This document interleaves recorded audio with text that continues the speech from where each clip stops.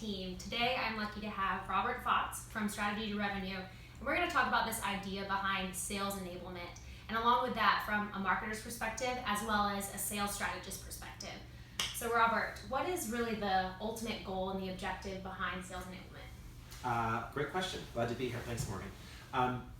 It's a great question because you didn't ask sort of the definition of sales enablement, because there's so many different definitions and people get caught up in the argument of what actually is the right definition. So I look at the outcome, the goal, and the goal really ultimately is to make your salespeople, your resources, whatever their role is, are they enterprise sales, inside sales, channel sales, as productive and efficient as they can be, with the ultimate goal and metric of driving more revenue for the company. Right. So as we're talking about plans and objectives, it's 2020 budgeting season for a lot of companies right now. So projecting that and helping companies budget for sales enablement strategies, what do they need a budget for? What processes do they need to make sure are in place as we move into this new strategy? Great. Okay, perfect. Yeah, so with that proficiency and efficiency, the challenge becomes, what are the actual triggers that make somebody proficient? Because the triggers are going to be different for each person, and based on their experience, as well as each person based on their role. So I look at it from a combination of a number of things. The first thing I look at is, what are their goals? What are their objectives? So are they trying to increase their margins? Are they trying to launch a new product? Are they trying to open up a new territory, go into new industry? Whatever it may be, based on that, if you start with that end in mind, what do people need from a knowledge perspective? Number one, knowledge. So what product knowledge do they need? What competitive knowledge do they need? Do they need how to present their value proposition against the competition? What industry or market knowledge do they need to act as a consultant? They have to go in and help that customer solve problems. So as a salesperson, they have to go in and solve problems. So be intelligent enough to be able to have a consultative conversation. So knowledge is the first thing.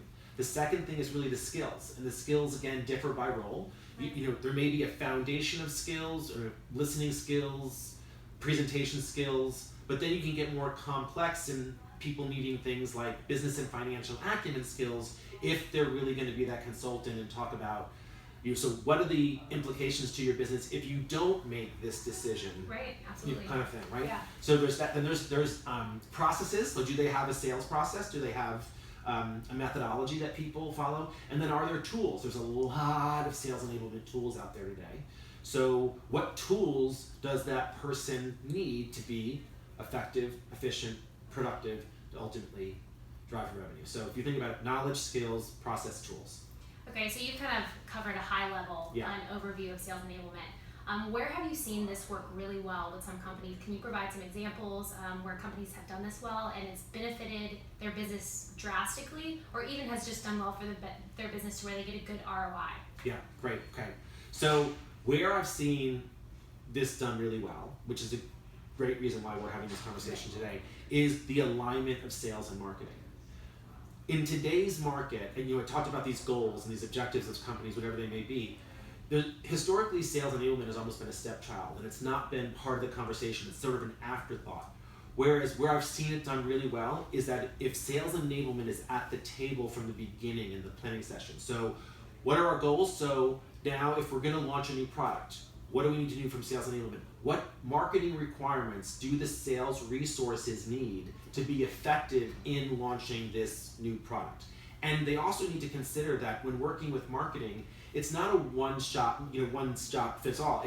It's that for a salesperson, there's multiple steps to the sales process. There's the lead generation, qualification, there's creating the solution to negotiating and closing.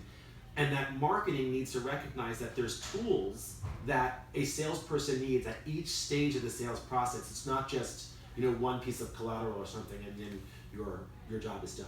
Well, and I think an interesting point of that too is it's not just the point of sale and the relationship's over. It's where does marketing come in and help nurture that relationship after that point of sale as they maintain being a current customer, because we all know that it's more expensive to lose a customer and try to add a new one than maintaining and keeping a successful relationship with a current customer. It's a great point, because you see this over and over again with a lot of these companies today, that they now have these customer success roles or customer satisfaction roles, whatever they may be, because they recognize that point, as you just stated so well.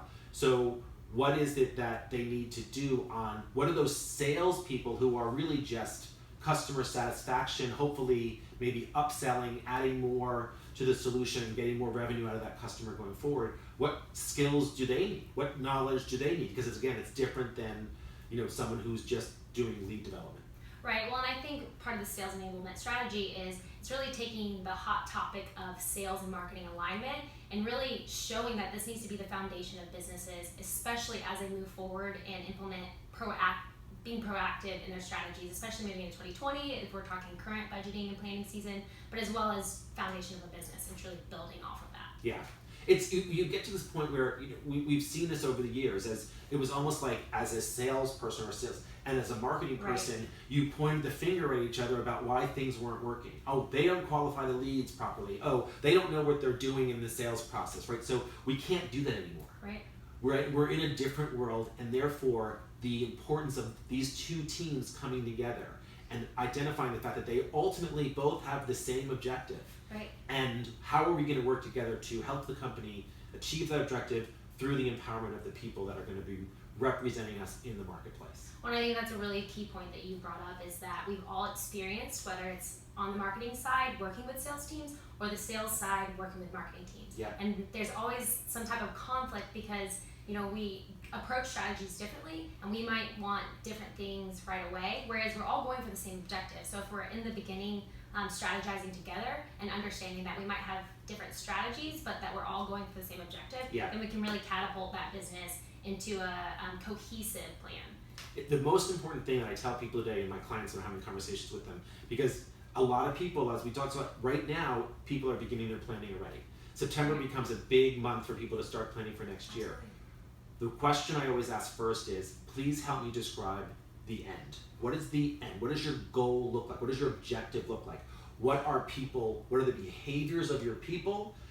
If you're getting that accomplished, what are the activities they're doing? Right? So if you can start with the end in mind, then you can help create the path for your sales resources to get there. So really it's working backward from that initial objective and saying, okay, how are we going to achieve that goal in 2020, yeah, 2022, moving forward? Yeah. And it's like any task, really. So whether you are working with a team, whether you are working with your spouse, a partner, whatever, you have a task. Okay, we're having a dinner party, right? So if we say we're going to have a dinner party, we're going to serve this and we're going to do that, and this is the drink of the day, we're going to do whatever, then you divide and conquer. Right. But you're involved in that conversation from the beginning, just like sales and marketing needs to be. So what role is sales going to do and what role is marketing going to do to help the overall team get to that successful dinner party? Right. Well, I think that's a great metaphor and very relatable to everybody viewing. We've all planned things and there's multiple people involved in the planning, and how do we get to the same goal to where it's smoothly and beautiful at the same time as everything's moving efficiently. Yeah. So I know we've taken kind of a high level of sales enablement and the overall strategy and some different ways that it affects our business. What are key takeaways that you really think our viewers need to see and really understand as they leave this conversation? So let me answer that question in two ways if I can. First is, what do I see in terms of best practices today from sales enablement and what's working? Again, historically, sales enablement was looked at as an event. It was a webinar. It was looked at as a piece of collateral. When marketing was training salespeople, they gave them a piece of collateral or a PowerPoint and they said, check, they've been trained, right? That's it, you're done. Well, we have to look at it's not an event, it's a process. And so we need to look at the fact that we have to transfer knowledge. We have to give people the knowledge that they need. Again, product knowledge, market knowledge, skills knowledge. And then we have to give them, whether it's scenarios, whether it's activities, for them to practice that in a safe environment, internally first, and make sure that if they have questions, they're in a safe environment where they can feel comfortable about making a mistake. Because we learn from making mistakes. So then once they go through that process, once they kind of walk out the door of that, it's how do I apply this to my daily activities? So what am I going to do to put this as part of my sales planning, my sales process, my whatever it may be, and recognize the important role of coaching. Sales managers need to make sure that they are continually reinforcing the ultimate goal and the behaviors that we defined as the end in mind. Absolutely. So they're telling the salesperson, you need to be doing X, or how can I help you be more effective in doing Y, whatever that may be. So being aware that the coach as a mentor, the manager as a coach and a mentor plays a significant role in reinforcing that process. So that, I think, recognizing that it's not an event, it's a process, is one thing as a best practice. What can people take away? Take away that this is not an individual's activity.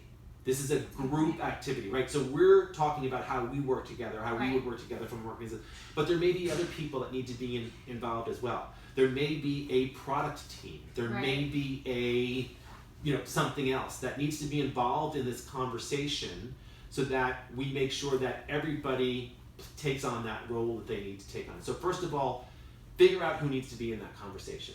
Define the end in mind. Recognize that with that end in mind, we're all going to play a role. Who needs to be in that conversation? And then it's a project plan, and it's an open communication, and it's holding people accountable.